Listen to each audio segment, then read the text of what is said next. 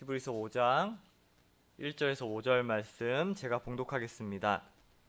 대제사장마다 사람 가운데서 택한 자이므로 하나님께 속한 일에 사람을 위하여 예물과 속죄하는 제사를 드리게 하나니, 그가 무식하고 미혹된 자를 능히 용납할 수 있는 것은 자기도 연약에 휩싸여 있음이라.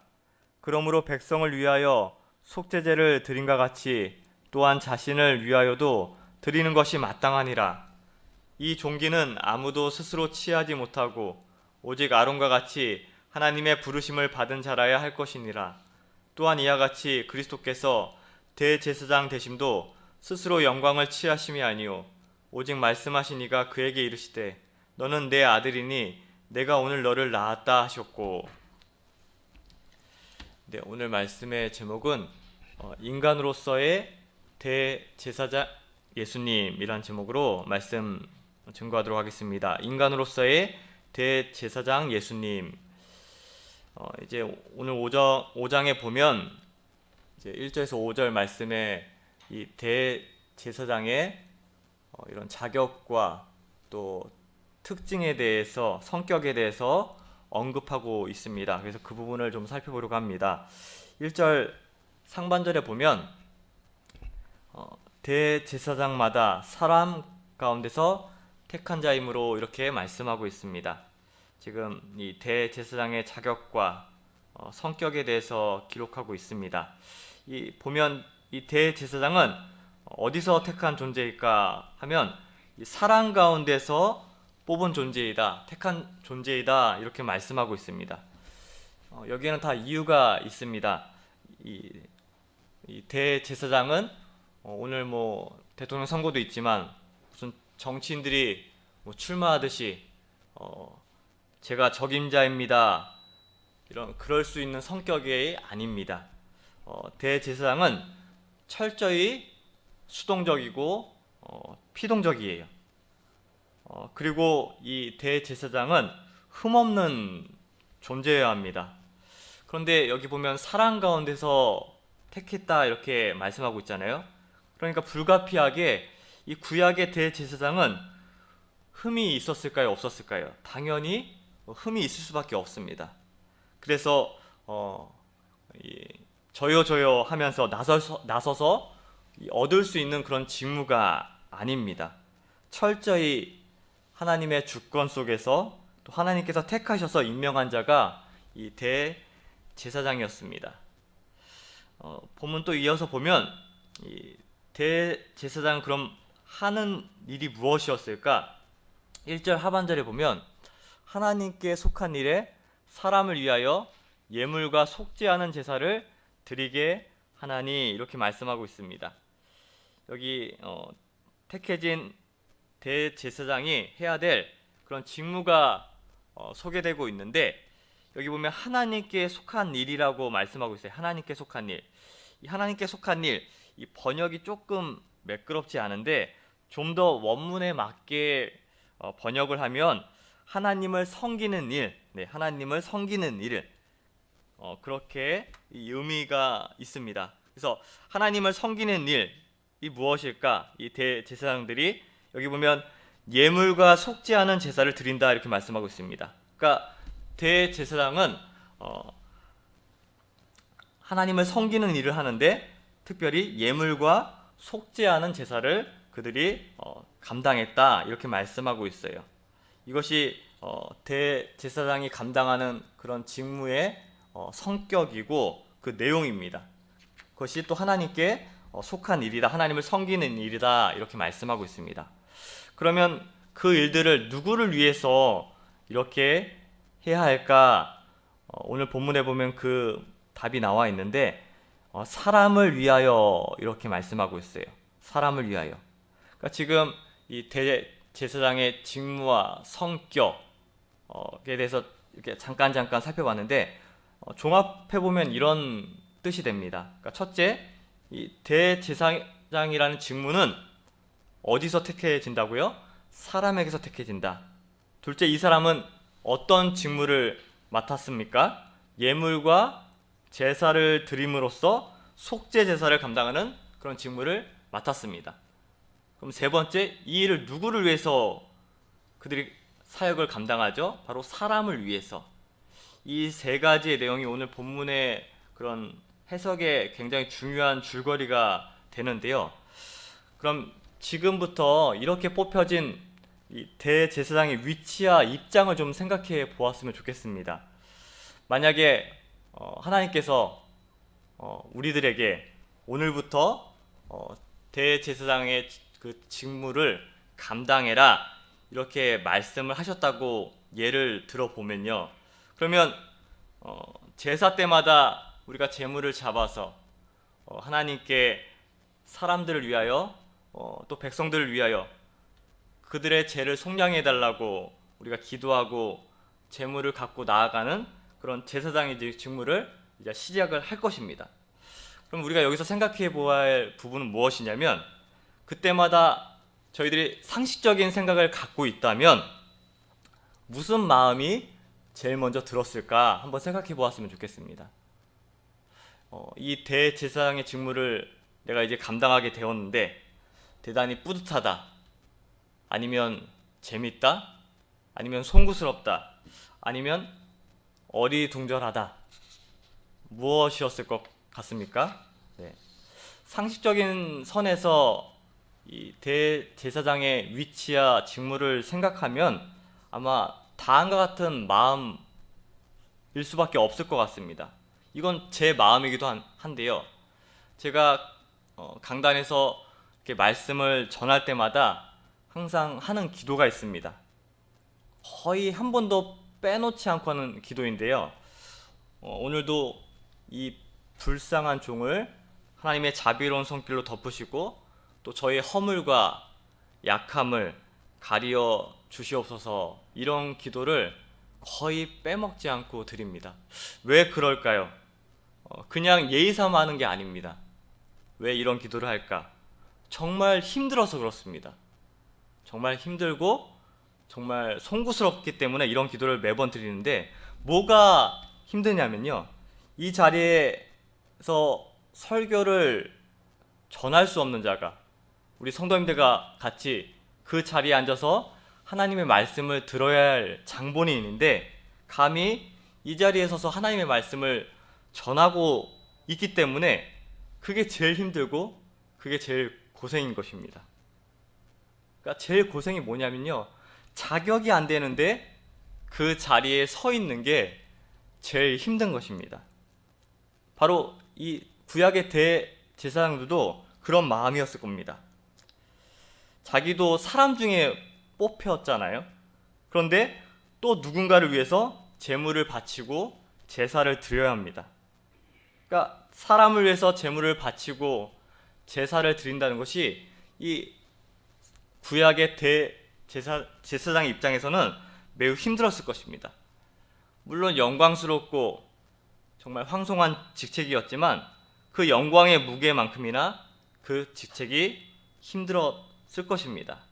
그런데 바로 이러한 부분에 아주 예표적인 그림이 있는 것이에요. 그게 무엇이냐면 2절을 보면요, 2절, 그가 무식하고 미혹된 자를 능히 용납할 수 있는 것은 자기도 연약에 휩싸여 있음이라. 이제 백성들의 죄를 가지고 제물에 속함을 입혀서 하나님 앞에 들고 나아갈 때 이 대제사장들은 늘 어떤 문제와 씨름하게 될 수밖에 없었을까요? 그것은 이 백성들의 죄와 고난의 문제를 붙들고 늘 씨름할 수밖에 없었던 것입니다.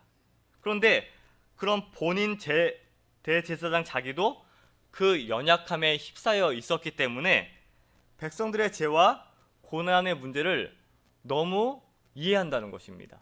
동의한다는 것입니다.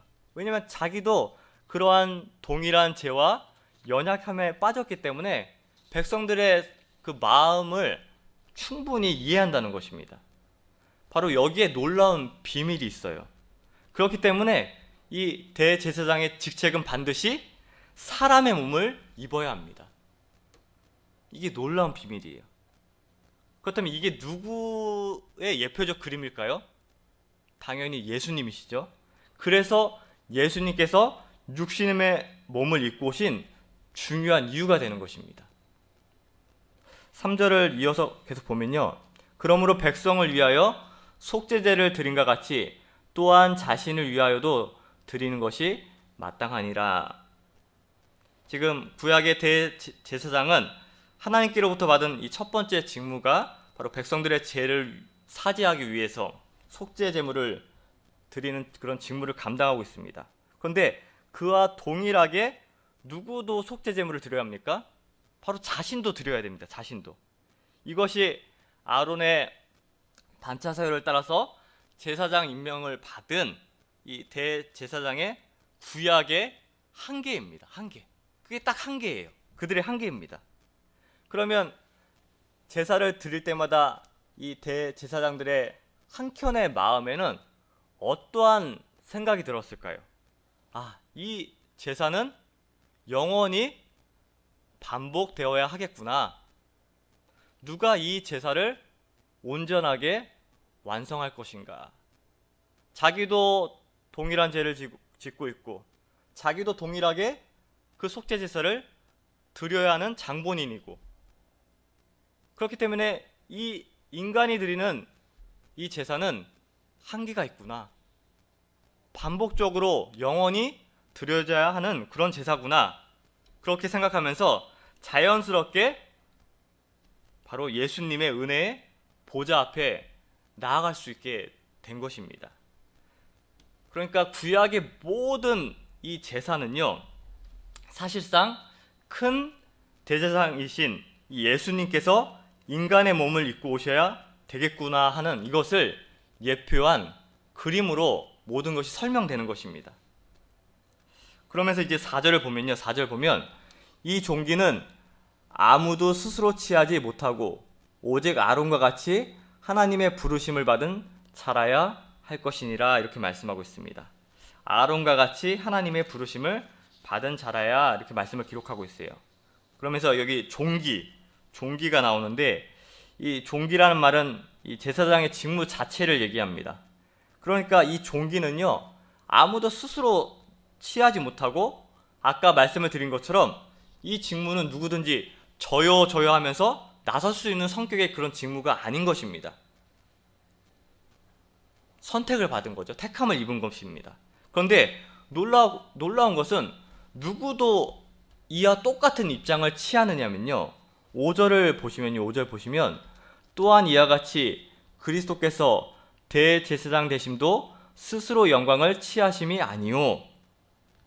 놀랍게도 우리 예수님도 저요 저라는 입장을 취하지 않으셨습니다.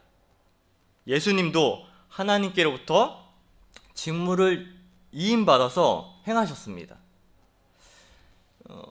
예수님은 성자 하나님이시기 때문에 가령 이러실 수 있어요. 하나님 아버지, 이거 이렇게는 안 되겠습니다. 제가 나서서 일을 처리해야 되겠습니다. 해도 충분히 그러실 수 있는 우리 예수님이십니다. 그런데 예수님마저도 오늘 본문을 보면 그런 입장을 취하지 않으시고 하나님께 위임을 받는 그런 입장을 취하셨습니다. 바로 이 부분에 이 메시아의 놀라운 비밀이 있는 것입니다.